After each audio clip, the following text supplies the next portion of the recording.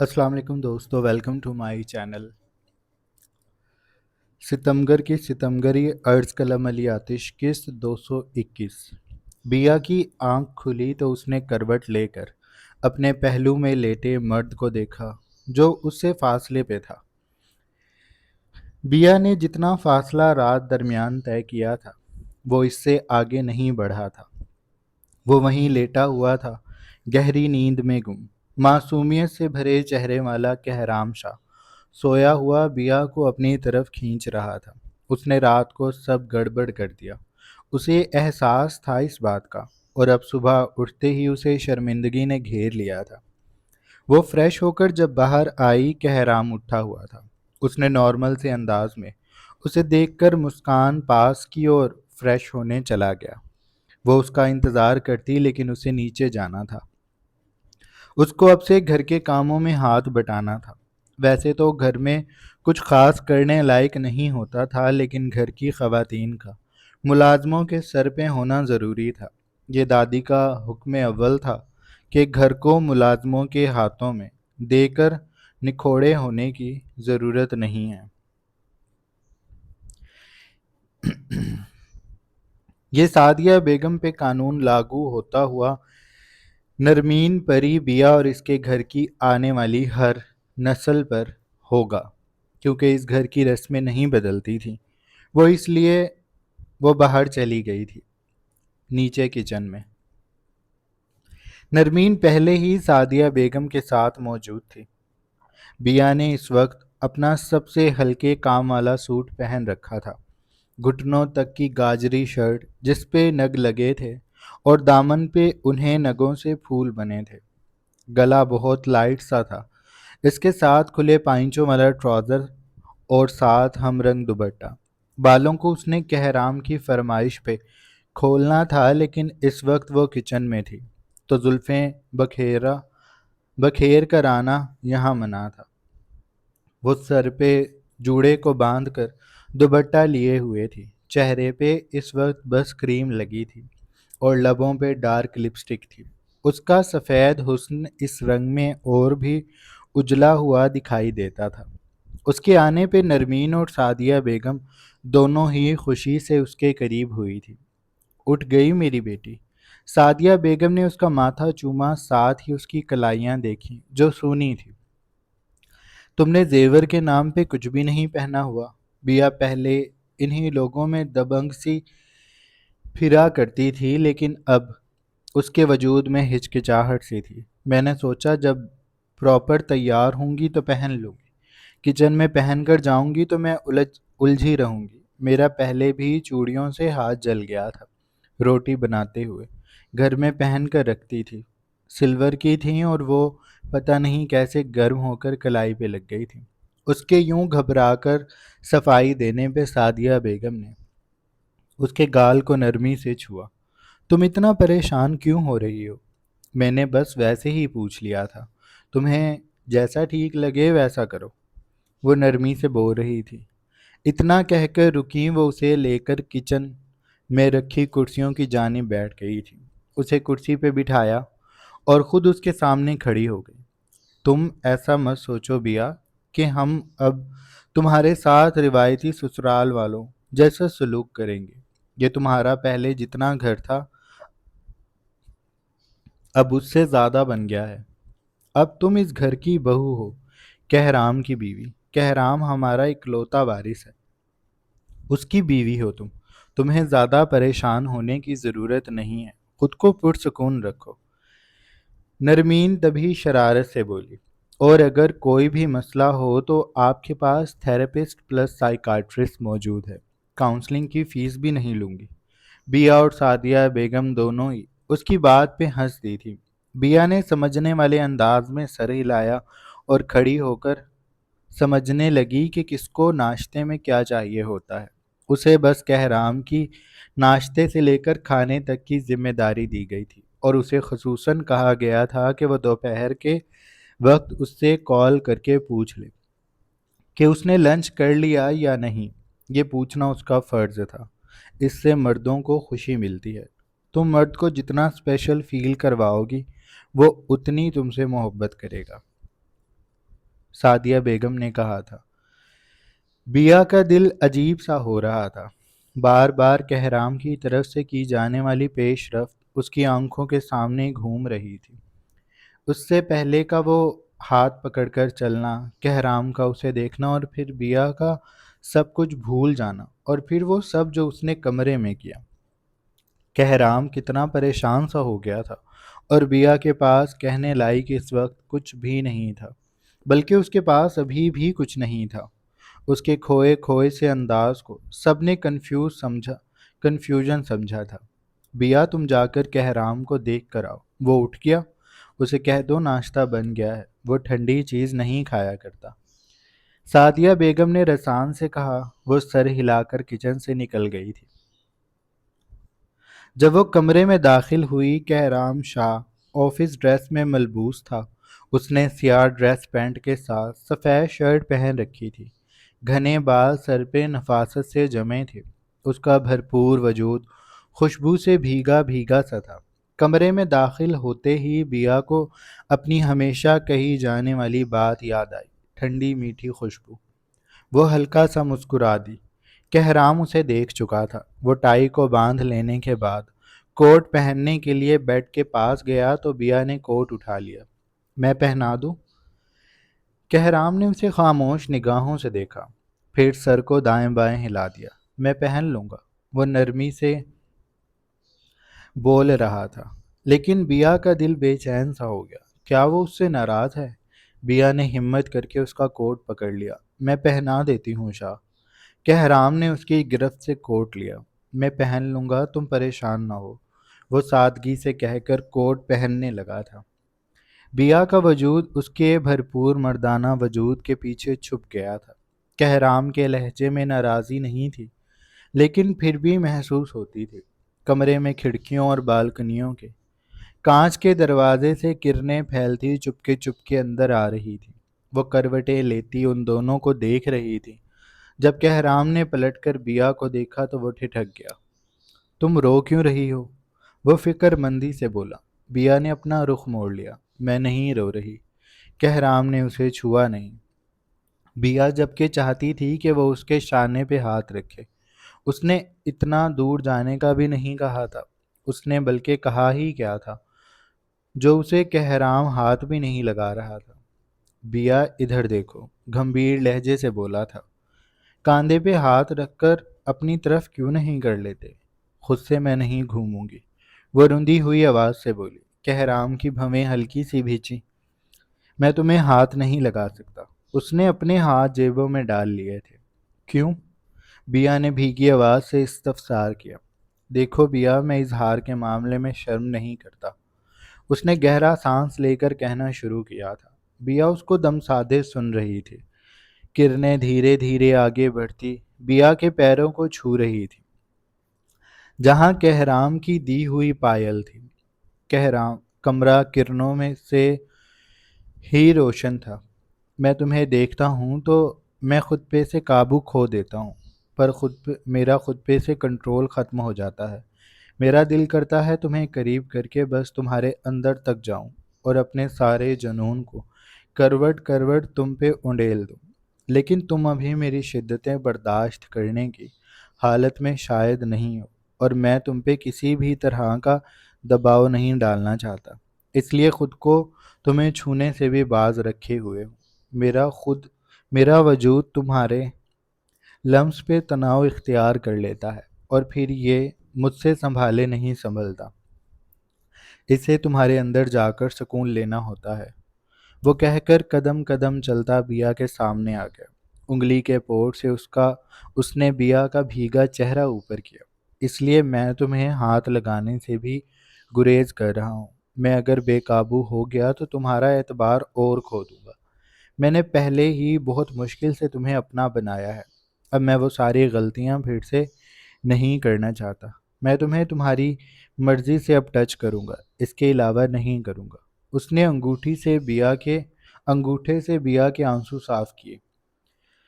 اب رونا بند کرو، شادی کے تیسرے دن ہی تم رو رہی ہو۔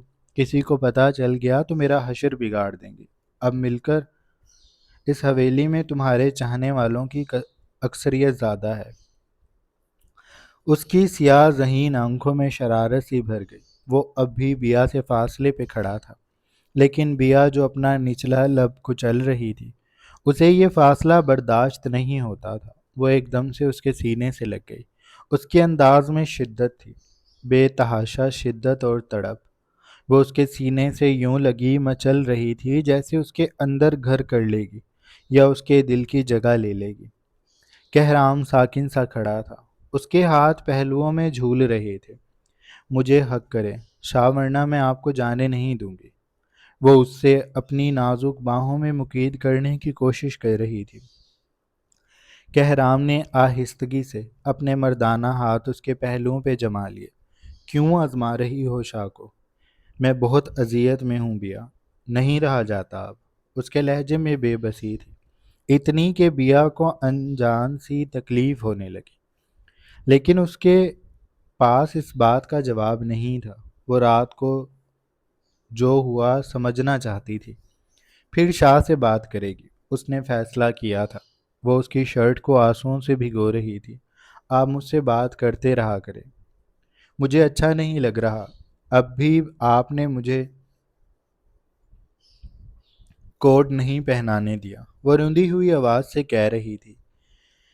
گیلی سانس اندر کھینچتی وہ کہرام کو بے کیف سی حالت میں ڈال رہی تھی۔ اس نے کہرام کو منٹوں میں شرمندہ کر دیا تھا کہ وہ ایک چھوٹی سی لڑکی پہ دباؤ ڈال رہا ہے۔ اسے ناراض نہیں ہونا چاہیے۔ اچھا تم مجھے کوٹ پہنانا چاہتی ہو؟ اس نے بیا کے چہرے کو زبردستی اپنے سامنے کیا تھا۔ بیا نے سر نامے ہلا دیا۔ اس کی بھیگی آنکھیں کہرام کو حیران کر چکی تھی، ان میں ناراضی تھی۔ نہیں پہنانا چاہتی، آپ خود پہن تو لیتے ہیں۔ وہ اس سے پھر رخ موڑ کر کھڑی ہو گئی تھی۔ یعنی میں ناراض ہو گئی ہوں؟ اف یہ لڑکی، کہرام نے بے ساختہ سوچا تھا۔ وہ اسے منا رہی تھی کیا سچ میں؟ یہ کیسا منانا تھا جس میں وہ خود ناراض ہو کر کھڑی ہو گئی؟ ابھی تو تم کہہ رہی تھی۔ بیا نے گیلی سانس کو اندر کھینچا۔ میں تو پاگل ہوں، کچھ بھی کہتی رہتی ہوں۔ کہرام نے اس کے ہاتھ کو پکڑا۔ اب تم ناراض ہو گئی جبکہ میں ناراض تھا۔ بیا کو زبردستی اپنی طرف کر کے اس کے ننھے اور نازک سے وجود کو باہوں میں بھر کر وہ اس کی چھوٹی چھوٹی دھک دھکاتی دھڑکنوں کو محسوس کر کے اپنے اندر کرنٹ دوڑتا محسوس کر رہا تھا۔ یہ لڑکی میری جان لے کر مانے گی۔ اس نے اپنے اندر جذبات کا سمندر جاگتے محسوس کیا تو وہ سوچ کر سرد آہ بھر کر رہ گیا تھا۔ تم پاگل نہیں ہو، میں پاگل ہوں جو تم سے ناراض ہو رہا تھا۔ اب نہیں ہوں گا۔ تم پہنا دو مجھے، دیر ہو رہی ہے آفس کے لیے۔ پہلے ہی تم نے میری شرٹ کو اپنی گنگا جمنا سے گیلا کر دیا ہے۔ وہ شریر ہوا تھا۔ اس کی شرٹ پہ بیا کے آنسوؤں کے نشان تھے۔ بیا نے سر جھٹکا۔ پھر نہ جانے اس کے دل میں کیا آیا، وہ آگے کو ہوئی، اپنے پورے چہرے کو اس کی شرٹ سے صاف کرنے لگی۔ کہرام سٹ پٹا گیا۔ اس نے بے ساختہ بیا کو کاندھوں سے تھاما۔ میں رومال سے صاف کر دیتا ہوں، وہ بولا۔ بیا نے سر نہ میں ہلایا۔ ایسے ہی کروں گی میں تو، وہ کہہ کر پھر اس سے لپٹ گئی تھی۔ کہرام بس گہرا سانس لے کر رہ گیا تھا۔ اب تم باز تھوڑی آؤ گی، کرو جو کرنا ہے، پھر کوٹ بھی پہنا دینا۔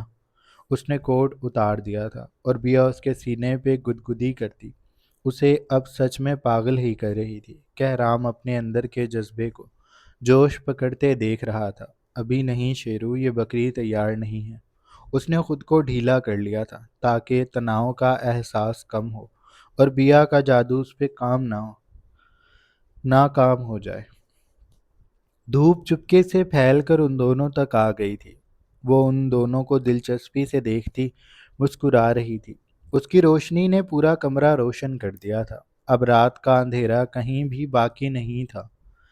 ناشتہ اس کو بیا نے دیا تھا۔ وہ ایک اچھی بیوی بنی گھوم رہی تھی۔ دادی اس کے کام اور سلیقے دیکھ کر بہت خوش تھی۔ کہرام ناشتے کے بعد آفس کے لیے نکل گیا تھا۔ بیا اسے باہر تک چھوڑنے گئی تھی۔ اب تو آپ مجھ سے ناراض نہیں ہیں نا؟ بیا نے باہر جا کر پوچھا تھا۔ کہرام اسی شرٹ میں ملبوس تھا جس کی استری تک بیا نے خراب کر دی تھی۔ اس نے بڑی مشکل سے اسے ٹھیک کیا تھا۔ اب وہ پہلے جیسی نہیں تھی لیکن بری بھی نہیں لگتی تھی۔ میری چھوڑو، تم بتاؤ، تم ٹھیک ہو نا؟ تم تو مجھ سے ناراض نہیں ہونا؟ بیا نے سر نہ میں ہلا دیا۔ نہیں، میں ناراض نہیں ہوں، میں نے آپ کو معاف کر دیا۔ کہرام نے سینے پہ ہاتھ رکھا۔ مہربانی ہے جناب کی، اب میں آفس چلا جاؤں؟ بیا نے سر ایسے ہلایا جیسے کہتی ہو اجازت ہے، کچھ چاہیے ہو تو بتا دینا۔ وہ کہہ کر پورچ کی طرف جانے لگا کہ بیا نے اسے روک لیا۔ میری ایک بات سنیں؟ کہرام نے رک کر اسے سوالیہ دیکھا۔ بیا اطراف میں محتاط نگاہ ڈالتی آگے کو ہوئی اور پنجوں کے بل ہو کر اس نے کہرام کے گال کو چوم لیا اور خود ہی شرما گئی۔ پلٹ کر سینے پہ ہاتھ رکھ کر کھڑی ہو گئی۔ اسے لگ رہا تھا جیسے دل سینے سے باہر آ جائے گا۔ یہ کیا تھا؟ کہرام حیران بھی نہیں ہو سکا تھا۔ اس کے اس سوال پہ بیا کو دھکا لگا۔ میں نے آپ کو کس کی ہے؟ اس نے اپنی بات پہ زور دیا۔ کہرام کو اپنے گال پہ پھول کے چھو جانے کا احساس بھی ابھی بھی احساس ہو رہا تھا۔ وجہ جان سکتا ہوں؟ وہ کچھ سنجیدہ ہو گیا۔ بیا اسے ناسمجھی سے دیکھنے لگی۔ مجھے لگا تھا آپ کو اچھا لگے گا۔ اس کا جوش جھاگ کی مانند بیٹھ گیا۔ آپ کو اچھا نہیں لگا؟ اس کا جیسے دل ٹوٹ گیا۔ مجھے اچھا لگا ہے۔ کہرام مسکرایا تو بیا کی جان میں جان آئی۔ وہی تو میں کہہ رہی ہوں، اسی لیے کی ہے تاکہ آپ کو یہ نہ لگے کہ میں آپ کے پاس نہیں آنا چاہتی یا میں ابھی بھی آپ سے نفرت کرتی ہوں۔ اس کے روانی سے کہنے پہ کہرام کے چہرے پہ سایہ سا لہرایا تھا۔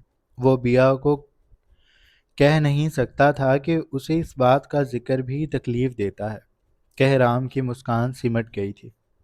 شکریہ مجھے نفرت نہ کرنے کے لیے، اس نے کہہ کر کلائی پر بندھی گھڑی کو دیکھا۔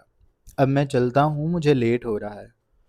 وہ کہہ کر اپنی گاڑی کی جانب بڑھ گیا تھا۔ شوفر نے اس کے قریب آتے ہی گاڑی کا دروازہ کھولا اور دوسری جانب سے آ کر خود ڈرائیونگ سیٹ پر بیٹھ گیا۔ کہرام نے بیا کی طرف ہاتھ ہلایا تو وہ بھی ہاتھ ہلانے لگی۔ کہرام کی گاڑی جب حویلی سے نکل گئی تو وہ اندر چلی گئی تھی۔ البتہ کہرام جو گاڑی میں بیٹھا تھا اس کا چہرہ پتھر جیسا ہو گیا تھا۔ اس پہ سے ساری نرمی غائب ہو گئی تھی۔ زمین کا کیا بنا؟ اس نے اپنے وکیل کو کال کی تھی۔ وہ دوسری جانب سے کچھ کہہ رہا تھا۔ کہرام کی آنکھیں شدت ضبط سے سرخ پڑنے لگیں۔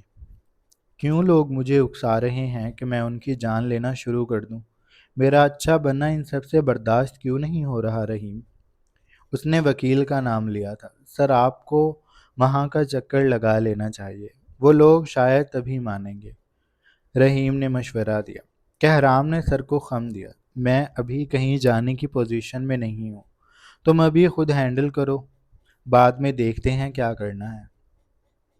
رحیم نے یس باس کہہ کر کال بند کر دی تھی۔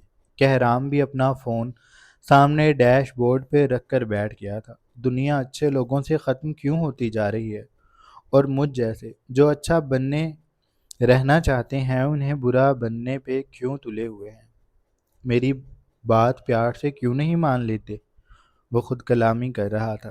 سڑک پہ سورج کی روشنی رش کے ساتھ ساتھ بڑھ رہی تھی۔ وہ درختوں کو دیکھنے لگا تھا جو گاڑی کے ساتھ ساتھ بھاگتے محسوس ہوتے تھے۔ سگریٹ کو سلگا کر وہ گہرے گہرے کش لے رہا تھا۔ وہ دور خلا میں گھورتا اپنے ریسٹ ہاؤس میں موجود تھا جو شہر کے شور شرابے سے بہت دور بنا ہوا تھا۔ لون میں بہت معمولی سی دھوپ آیا کرتی تھی۔ وہ وہاں رکھی کرسی پہ بیٹھا سگریٹ پہ سگریٹ پھونک رہا تھا۔ اس کی نگاہیں کسی غیر مرئی نقطے کو اپنا مرکز بنائے ہوئے تھی۔ اتنی دیوانگی، اتنا جنون اور اتنی بے خودی، وہ حیران تھا۔ اسے اپنی حالت پہ بیک وقت ترس بھی آ رہا تھا اور غصہ بھی۔ میرب سلمان کا نام سنتے ہی وہ پاگلوں کی طرح اسٹیشن پہنچا تھا۔ وہاں کسی پہ بھی توجہ دیے بنا وہ اندر داخل ہوا تھا۔ سیدھا فضل کے سامنے رکا۔ کہاں ہے وہ؟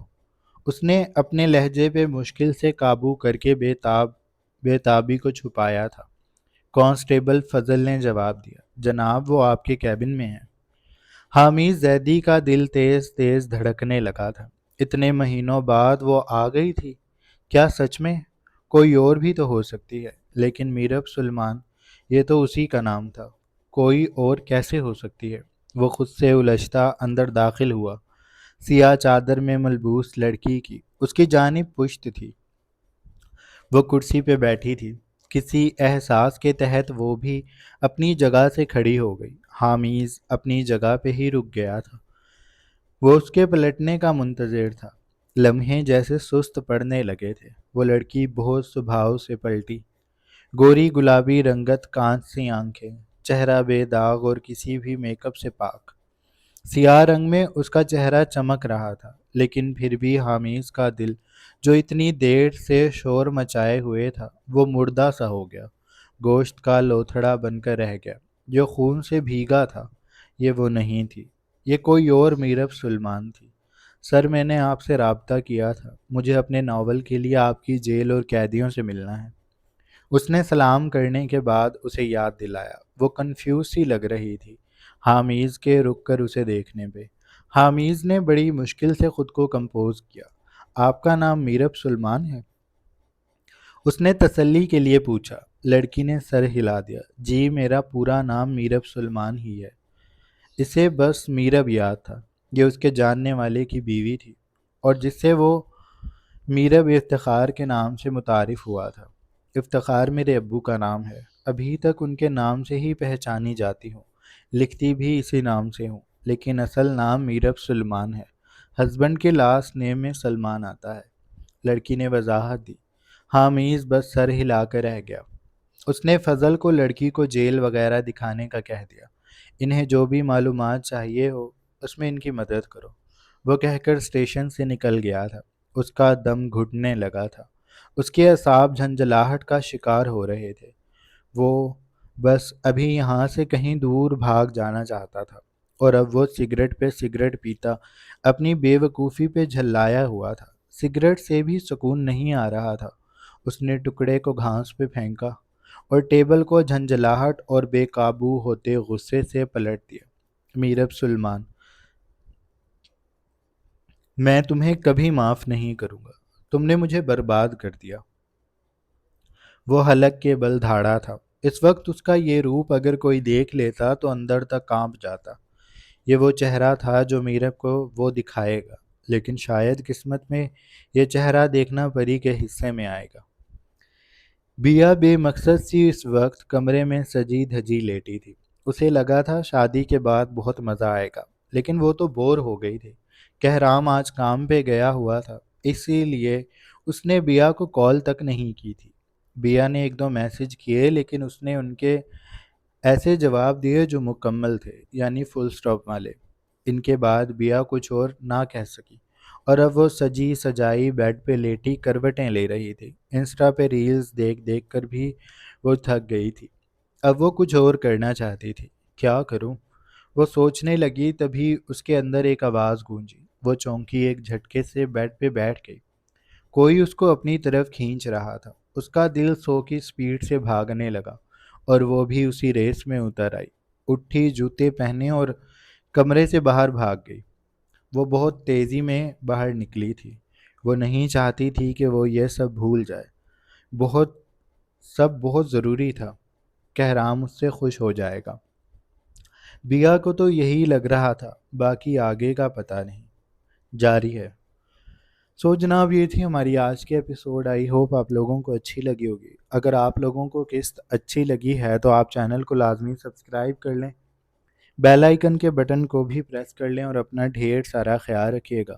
بہت جلد ایک نئی قسط کے ساتھ حاضر ہوں گے، تب تک کے لیے اللہ حافظ۔